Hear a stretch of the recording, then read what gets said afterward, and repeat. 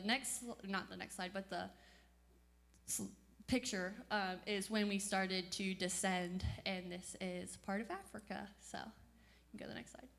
So then we landed in Nairobi, and we went through customs, and I'll tell you a funny story at the end when I come home. But when we got there, everyone was welcome arms. They were like, "We're so glad to see you." Just keep that in mind, okay? It comes back. The story comes back around. But we had to drive 2 hours north to where we were going, to Lake Naivasha, and that's where we stayed. And then we drove 30 minutes each day to Mahi Mahu. So we stayed, again, in one town. We drove about 30 minutes on the main highway. And when they say main highway, it's 2 lanes, and they're on the other side of the road, so that was also like a little different. But there's like big semi trucks, so our driver was like weaving in and out of cars on the side of the road, and like we're driving. So I was just like, okay, you know, like I'm kind of a control freak, so I like to have control, and I had 0. So and semis are coming at you, like no one's slowing down. Anyways, so that was different. So can you go to the next slide? So the native language in Kenya, there's so many different languages, but the one that mostly everyone knows is Swahili. So here's a fun couple of words that we learned. The first one is jambo. That means hello. So anybody we saw, we were like, jambo, jambo, you know, and they were like, oh, these people are not from here, because they have like different, you know, like when it's like a formal hello, but you know, like when we go hi or hey, you know, but when you say like hello, you know, people are like, okay, well, yeah. And then the next one is asante, which means thank you. So we said that one a lot. The next one is karibu. Karibu is welcome, so you can say karibu when someone comes into your house, or you're going into a store, or when someone says asante, they say karibu, for thank you, welcome, you know. The next 2 ones I learned on the safari. My favorite animal is an elephant, so it's Timbo, and don't worry, I have plenty of photos, so you will see all these animals. And then the last one is Twiga, and that is giraffe. So they're a fun couple of words. And another word I didn't put on there, but I'll share with you. So obviously, we do not look like a lot of the people that live in Kenya. And so when we would come up, or drive through town, sometimes we have to go slow because the main highway is paved, but the side roads are not. And so we had to go very slow. But there is a word for white people, and it's called Mzungu, and the kids loved Mzungu. So one kid, we were driving, and he ran up to the road, and he was like, Mzungu, Mzungu. There was like 20 kids that came from houses. They all ran up to the road, and a lot of the kids here in the US, they learn Spanish, well, they learn English in Kenya, and so the one phrase that they knew how to say was, how are you? So they ran up to the road, and they're all jumping up and down, they're like, how are you, how are you, how are you? And we're like, we're good, how are you? And they look at you like, what did you just say? Like, they knew how to say it, but they didn't know what it meant or how to respond, and they're like, I don't know what you just said, but okay, you know, like, so, but those are just a fun couple of words. So we can go to the next slide. So now we're going to day 3. Now that we're acclimated to Kenya, I actually didn't have much culture shock when I flew over there. I hit the ground running since I did not sleep much the night before, so I was already on their schedule. We were about 7 hours ahead. So I know you guys saw the video of me a couple weeks ago. That was very early in the morning for you. But so this is day 3, and this is where we entered the town of Mahi Mahu. And in these 2 photos, this is what our service was. So we, as a team, helped build a women's shelter. So the organization that we're working with is called Rift Valley Hope, and they're restoring and rescuing lives in the town of Mahi Mahu. And so right now their ministry is really children, boys and girls, but they're expanding their ministry to women. So we helped build a 9-room accommodation for these women. And so I found out very quickly that I will not be going into the field of construction. um, I was happy to do it while I was there, but I had a lot of breaks because they don't have much resources like the US. They have a wheelbarrow and they have their muscles. And I don't have very many of those muscles. So we started with the foundation. And so when we got there on day 3, this is what it looked like at the top. And then the bottom is day 4 or 5, but we'll go through that. So we had to make the concrete, put the concrete in the holes, put the blocks in the holes, put more concrete, put the dirt in the holes, and then make it flat. So it was, we just went around in wheelbarrows, you know. But we did this for about 5 hours in the morning, and then we had lunch, and then we entered the town of Mahi Mahu. And this is where disaster struck a week before we went. So there was a mudslide that could have been prevented by the Kenyan government, but they were negligent. 2 different things. Right now, they're in the rainy season, which is kind of normal, but a tree blocked the entryway to a river or stream, and so the debris just started to build up and build up and build up, and no one caught it. And that is how the mudslide happened. The mudslide happened at 3 a.m. on Monday morning, the week prior that we went. I guess that's right.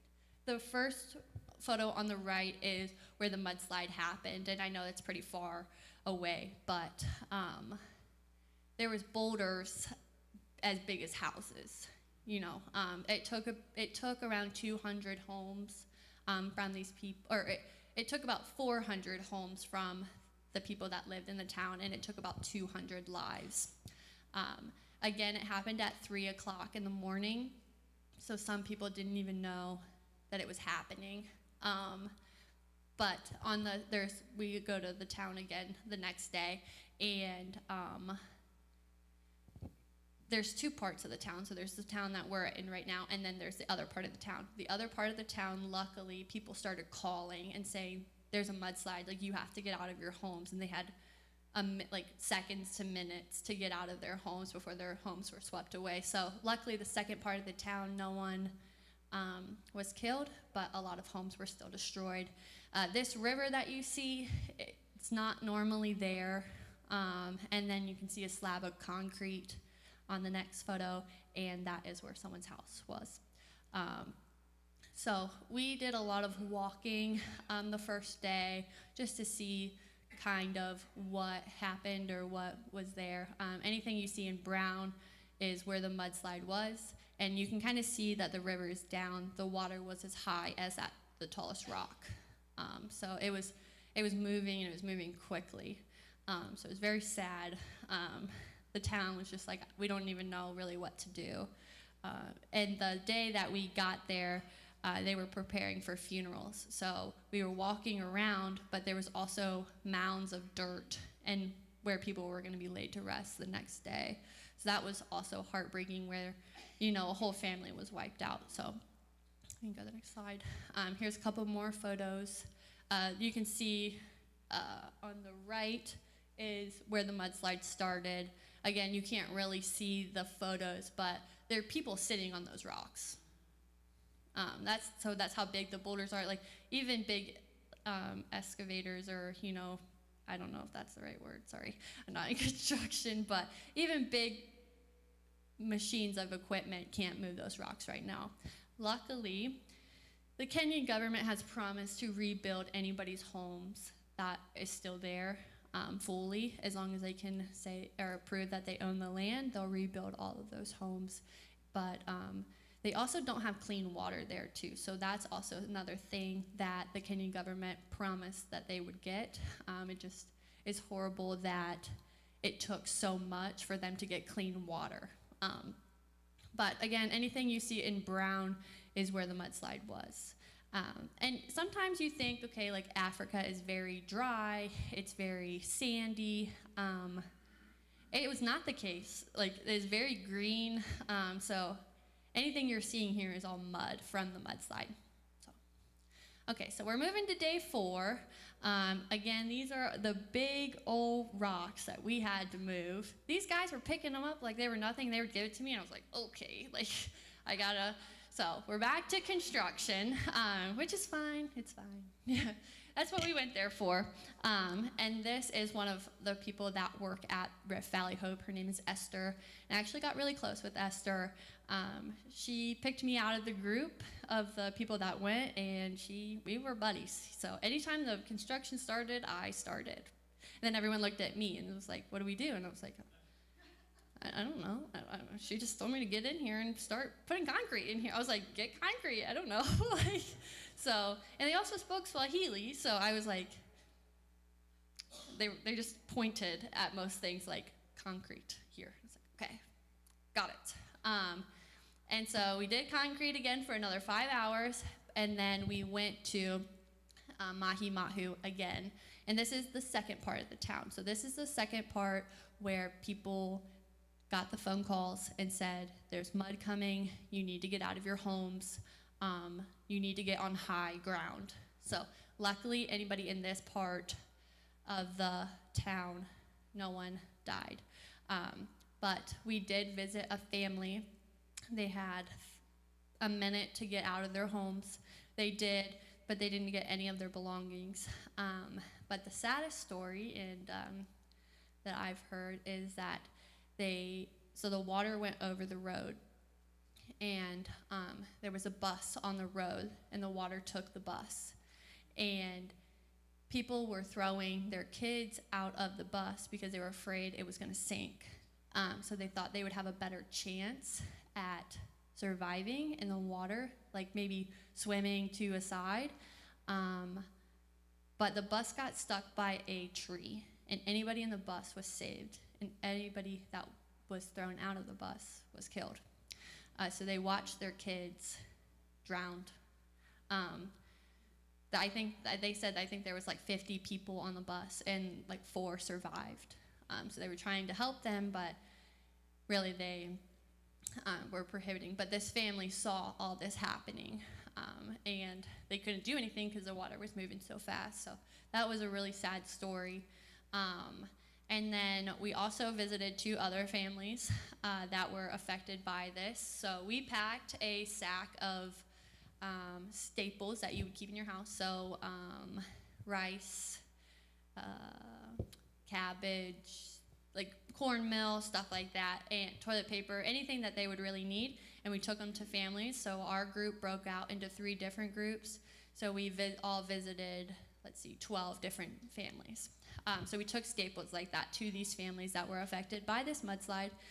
They normally do this. They do this once a month in the town anyways, but these people were in dire need of something. So we went to a family, and it was a mother and her daughter, or her baby, and she was on the first side of the town, so she didn't really know.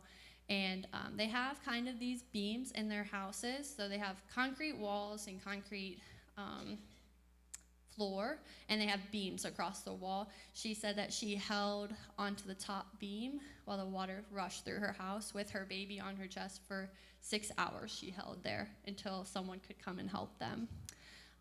So luckily, she and her baby made it, but, that's so scary in the middle of the night being woken up to something like that. So I have 5 or 6 of those stories that I could tell you, but I want to keep going. So we'll go to the next day.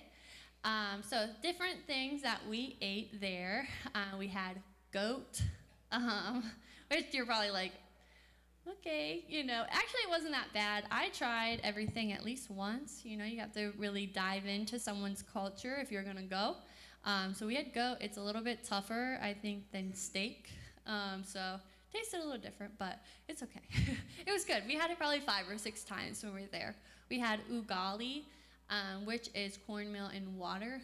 That is very easy to make and cost effective. A lot of people eat that because it's a lot of calories. And it doesn't really taste like anything unless you put it with something. So you put it with cabbage, it tastes like cabbage. So it was kind of a weird thing, but it's okay. For breakfast, we had like eggs and bacon. We had chicken and cabbage. We had potatoes, we had rice, we had fruit, and we had peanut butter and jellies for lunch. So we were kind of all over the place. But they have pretty normal food there. So the guy on the right, he is the one cooking our goat. So that was something. He said he killed it a couple days ago. So I was like, okay, well, hopefully he didn't name him. But and then the next one is what a typical so on Sundays, they have church, and after church, they serve whoever comes to the church. So it's kind of like a soup kitchen, and this is the meal that they had. So it's kind of different. Okay, so day 5. This is probably my favorite day. Most of you know, I am not a huge affectionate person. I don't love hugs. I don't love kids crawling all over me. I don't know. I was a little worried about it because I was like, I don't know. The kids are like sometimes kind of gross. I was like a little worried. But this was my favorite day. So the girl next to me, her name is Hope. She's in the white shirt. Hope and me became best buds. Anytime that we went to Rift Valley and we were doing construction, she'd be on the swing, she'd just be watching me. She'd be like, what are you doing? You know, her friend next to her in the pink, her name is Elizabeth. The little girl that's like facing away, her name is Miriam. And then the girl in the yellow, that is Hope's sister. Her name is Joy. And then we have one more in the orange hat, and her name is Esther. And we are playing concentration here. They love this game. We could have played for hours, and we did. But we also, can you go to the next slide? We also played soccer, and we played ultimate, or I guess it's football there, but we played soccer, and we played ultimate frisbee. And let me tell you, those kids are competitive. We were diving all over the ground. I had bruises the next day. I was like, oh, don't know if this is for me, but I will give it all, you know. And then on the slide, or the picture to my left, you can see that they loved me, and they were all over me, which I couldn't get enough of. They were playing with my hair. A little funny story, they were like, ooh, your hair is so soft, and like, cause my hair is naturally straight, so I don't really have much like tangles or anything like that. And they're like, well, when you wash it, is it like ours? And I was like, no. I was like, no, that's not, no. And then I know you guys saw me the day before I left, and I was pretty pink, cause I got sunburned. And when I was there, my skin started to peel. And they obviously don't peel, and they were peeling my skin like a snake. So they were like, what's wrong with you? And I was like, nothing, I just did put sunscreen on. And one day I did put sunscreen on, and they were like, are you just doing that here? And I was like, nope, I burn everywhere in the world. I'm pale. But I had such a great day with these kids. I wish we could have played with them, 2-3 days. I didn't mind diving on the ground and playing soccer, and but both boys and girls were at this day. And then here's some photos of Mahi Mahu. So when we were driving, I just took these. So this is what most of the roads look like. And so there's different things, they're not really the kind of things that we see too much, but a unique fact, they called their restaurants hotels because the British came over and they built these hotels, real hotels, and they put a restaurant outside of the hotel. So you know how like sometimes you walk up and you can eat at the restaurant and then go inside and go to the hotel or just go to the restaurant.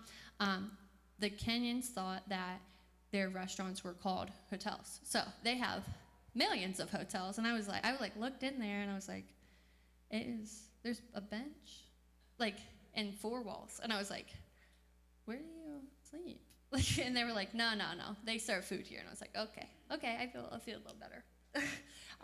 But there was hundreds of those. So go ahead and go to the next slide.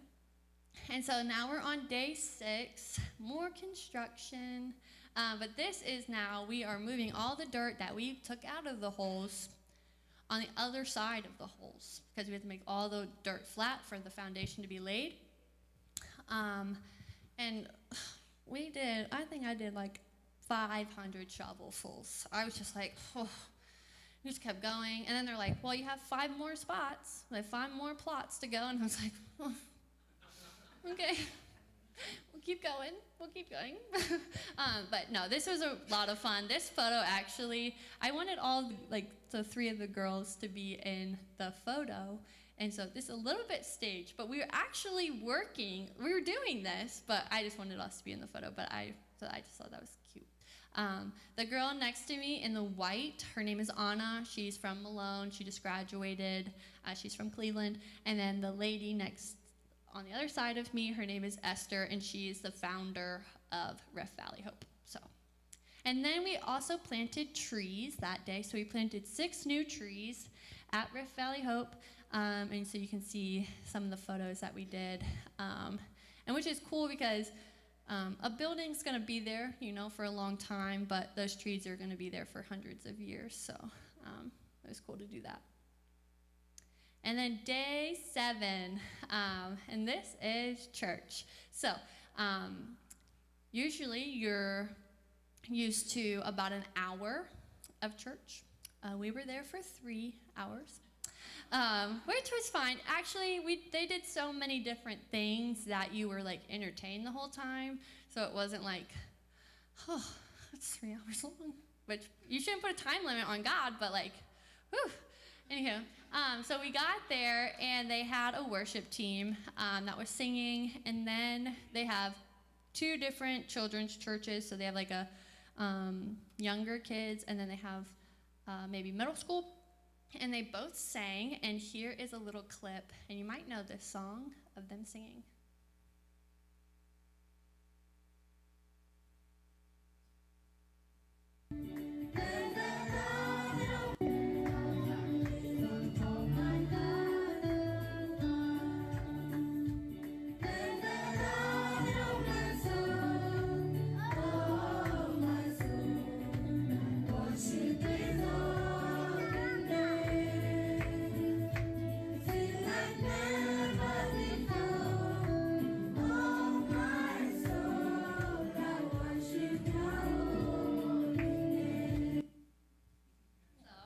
So sweet to watch because they were all like looking at me like, do you know this song? And I was like, yeah, I know this song.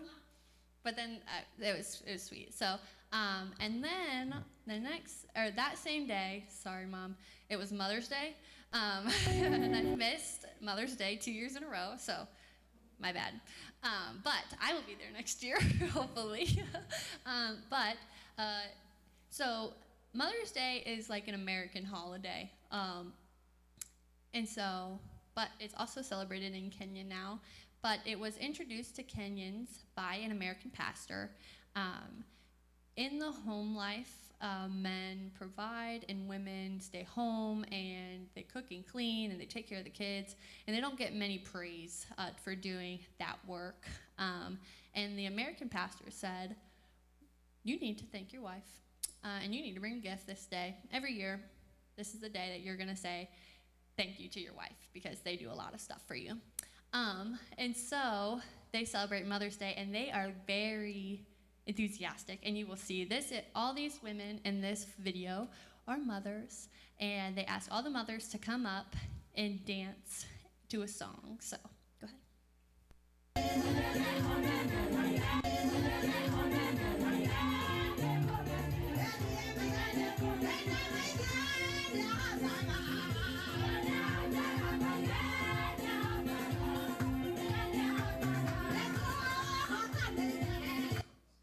So next year, we're going to invite all the mothers on stage, and you have to sing like that. I'm just kidding.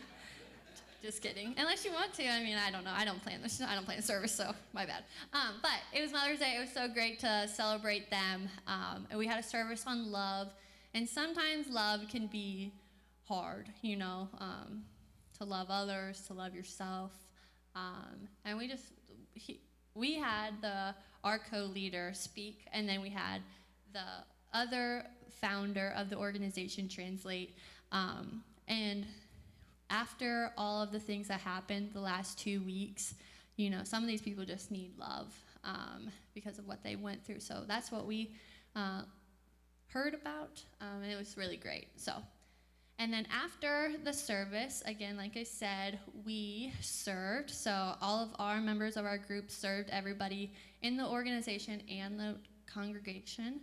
And here is a photo of me sitting with the kids with Hope, because me and Hope are buddies. But we served the plate of food that we saw a couple slides ago when we were explaining what we were eating. So this was very great just because you feel like, these people, again, have been through such hardship, and to be able to provide them a meal. Sometimes this meal is the only a whole meal they get each week. So they do this every week after church, which I think is great.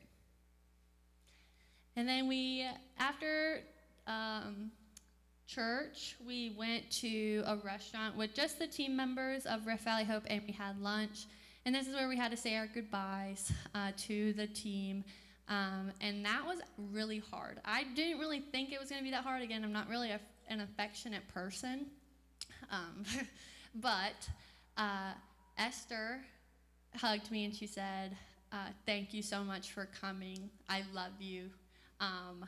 Please come back one day in the future. And so I was taken back by that a little bit. But we're now moving into the first day of the safari, and these are the cool little vehicles that we rode in. They're like a Jeep, but they're like 3 rows, so you can go to the next slide. And then we stayed in these tents. I called it glamping, which was really cool. We had full-size beds in there. We had, sinks and showers and toilets and lights, all the stuff. But the unique thing about these tents is we had to put a chair in front of our door each night. Well, there were zippers. I guess not door, but there was a zipper. We had to put a chair in front of our door each night because the monkeys know how to open the zippers, and they didn't want them in our tents. So, and we heard them on our little porch. So that was very interesting. These tents are also along the river, which had hippos in them, which you'll see in a little bit. The things we saw elephants, giraffes, warthogs, lions, buffaloes, hippos, zebras, rhinos, baboons. So we saw all kinds of things. This is my absolute favorite video to show.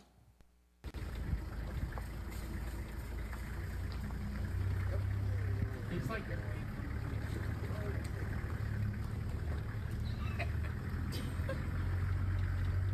It's a hippo running. I just think it's so funny. I think it's so funny. It's just we're moving with it in a vehicle, but it's just like whatever. Go ahead, next slide. And so we moved the next day to the safari. We went on 4 safari trips. So we went night, morning, night, morning. And this little guy is a rhino. There was 2 rhinos there, and they were protected 24/7 by people that guard them. They had very large guns for the poachers. But these are the only 2 rhinos left in the reserve. So it was neat to see. Go ahead. And then here's a hippo. A hippo and some elephants. So those were so cool to see, and so we were so close to them. Go ahead, next slide. And then here's a little friend. This is a lion. this is not zoomed in at all. This is right from my window of the Jeep. So that was a little scary, but it's okay. And then you can see some zebras. And then we moved to our final day at the Masai Mara Reserve, and here's a giraffe.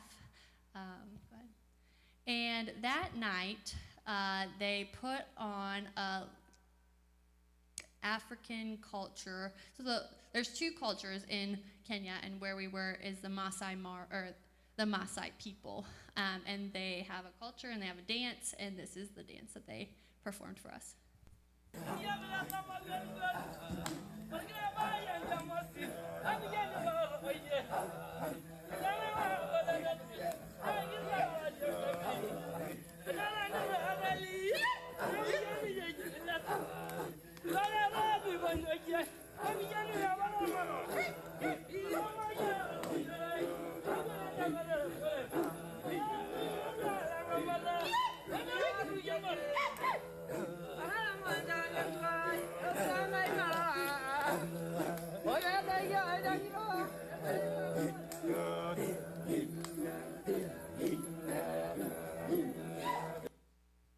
We did not know that this was coming.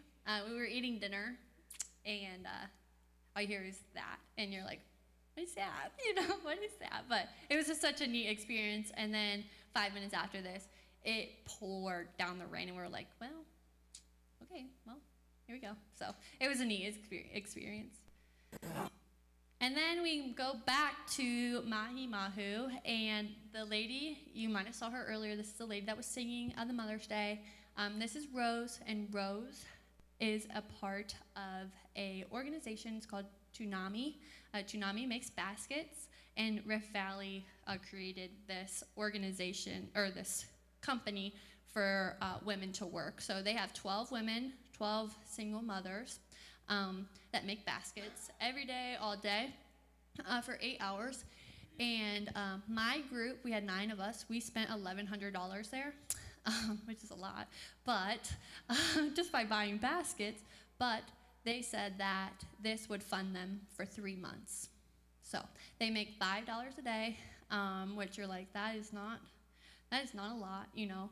But the average Kenyan spends $3 a day, and the average American spends $179 a day.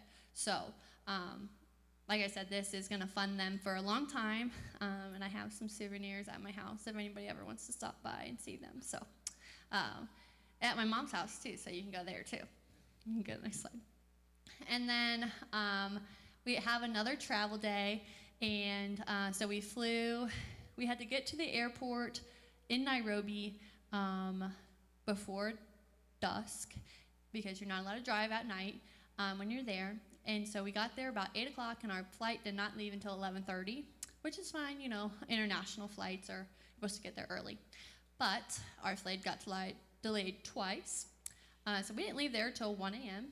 Their time, which is, let's see, 6 hours, 5 o'clock your time.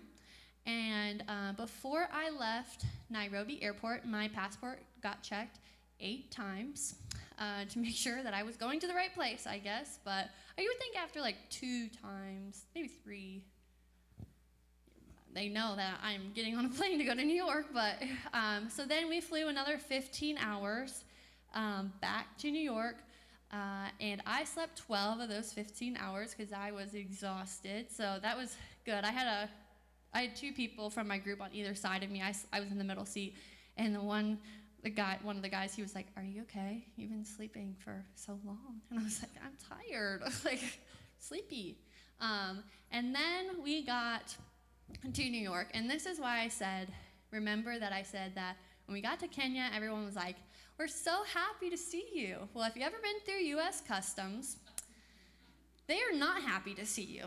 And so we got in line. We got off the plane. We had to go on the tarmac and get in a bus. They bussed us to Customs, and then we had to wait like 20 minutes in the line, which is fine, you know. And then you get separated from your group. So there's like 8 lines. They split you all up. Well, I got in the line where the lady was interrogating everybody. And so I waited in this line. My whole group, everyone else, they went up there and they were like, "Where'd you go?" And they were like, "Kenya." And they were like, "Why did you go there?" They're like, "Tourism." They're like, "Welcome home."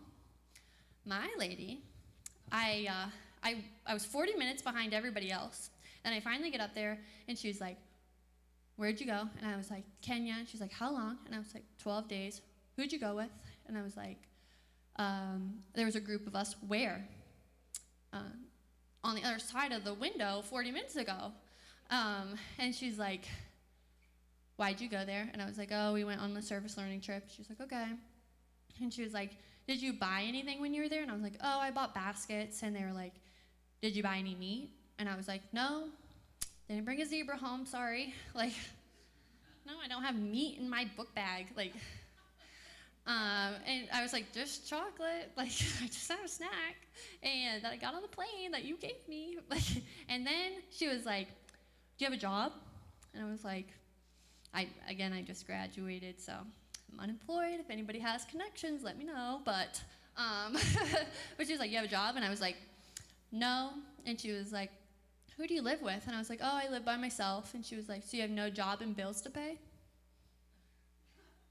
Yep, I sure do. And she was like, well, how much money do you have on you? And I was like, $1 US. And she was like, do you have a savings account? And I was like, yes. And she was like, so let me get this straight. You don't have a job, you have bills to pay, and you have $1 US on you. I was like, yep. And she was like, well, welcome home. And she gave me my passport back, and I was like, okay, like I didn't have to be like clowned in the TS or in the customs. Like, I know I'm unemployed, okay? I'm trying to get a job.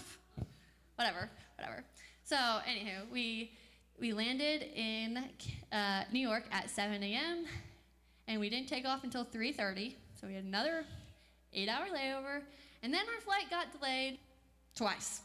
And so we didn't leave there until, we were supposed to leave at 2:30, and we didn't leave there until 3:30, so I finally landed back in Cleveland at 5, and my mom picked me up, and I was like, I just need a nap. I'm so tired. After I just slept 12 hours, but I was like, I'm just so tired. And I went home, and I slept 15 hours, so I was like, oh, what a trip. You can go to the next slide. But I had such a great time. God was working through the whole time. I was very blessed to have this opportunity. I recommend anybody going.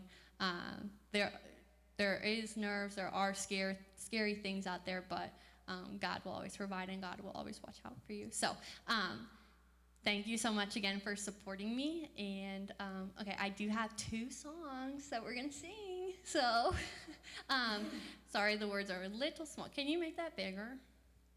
Is that possible? But these are the 2 songs. So there was 2 on church. So we're going back to day 7. But at church, there was 2 songs, or there was 2 groups that sang, and then we had to sing. And I was like, oh boy, which you guys are in for a treat for me to sing today, I guess with you. But the first one you should probably know a little bit, and the first song is There's Power in the Blood. So if you could stand with me and sing these songs, I would be very thankful. Okay.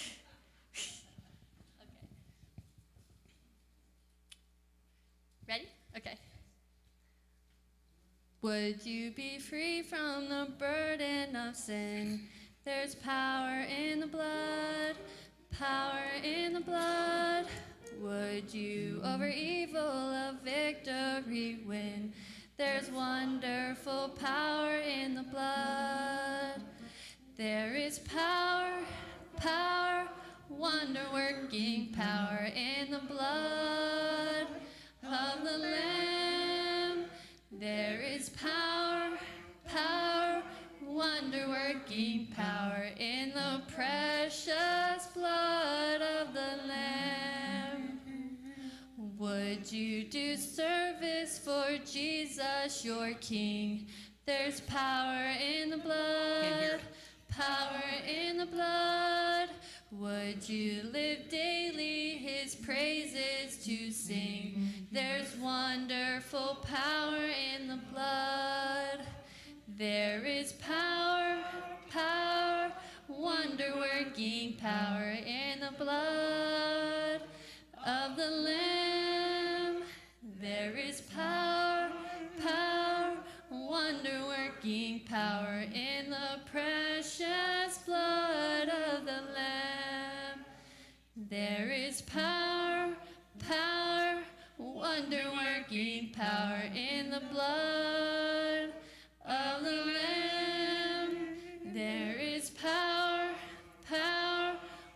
wonder-working power in the precious blood of the Lamb. Okay, and then our second one is Lord, I Need You. So, okay, ready? Lord, I come, I confess, bowing here, I find my rest. Without you, I fall apart. You're the one that guides my heart. Lord, I need you. Oh, I need you. Every hour I need you. My one defense, my righteousness. Oh God, how I need you. Where sin runs deep, your grace is more. Where grace is found is where you are. And where you are, Lord, I am free. Holiness is Christ in me. Lord, I need you. Oh, I need you.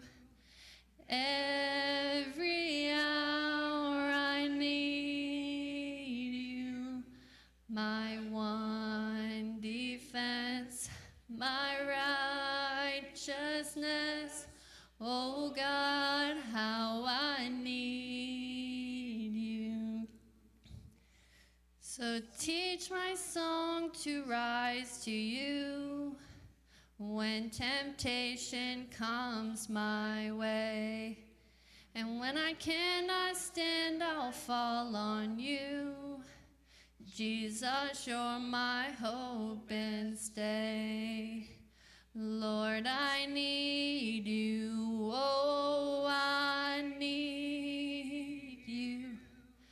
Every hour I need you.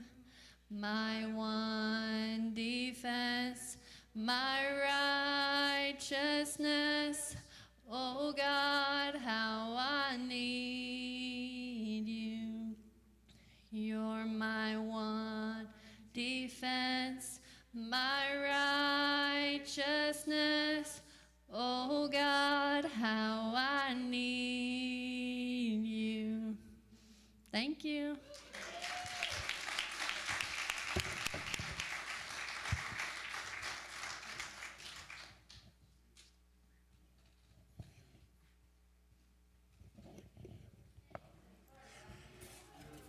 I'm going to ask all of you real quickly to be seated.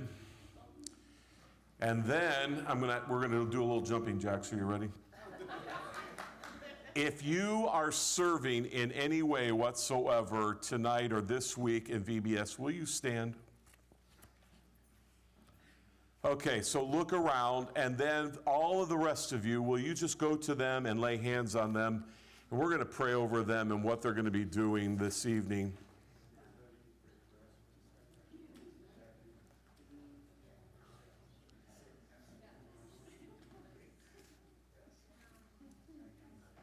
And then join me together in prayer as we pray over these workers. Father God, we thank you so very much, first for the wonderful